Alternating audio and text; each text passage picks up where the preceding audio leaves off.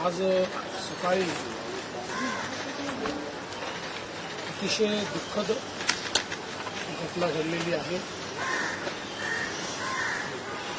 अतिशय अनाकलनीय अशा परिस्थितीमध्ये विमान अपघातामध्ये राज्याचे उपमुख्यमंत्री अजितदादा पवार यांचं दुःखद निधन झाल्याची वार्ता सर्वांना मिळाली आणि संपूर्ण महाराष्ट्रामध्ये शोककळा पसरली। खरं म्हणजे श्री अजितदादा पवार महाराष्ट्रातले एक लोकनेते होते आणि महाराष्ट्राच्या कानाकोपऱ्याची माहिती असलेला, महाराष्ट्राच्या प्रश्नांची जाण असलेला अशा प्रकारचा हा नेता होता की ज्यांच्याबद्दल जनसामान्यांमध्ये प्रचंड मोठी आस्था होती।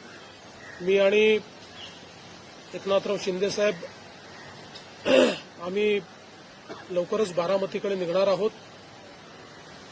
सकाळपासून मी सगळ्यांच्या संपर्कात आहे।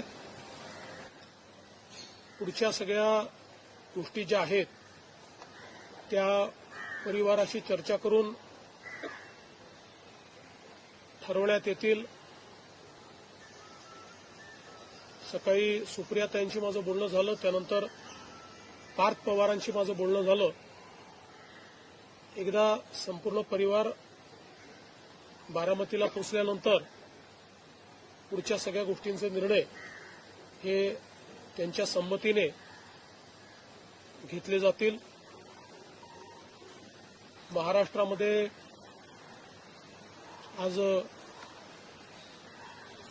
शासकीय सुट्टी आम्ही घोषित केलेली आहे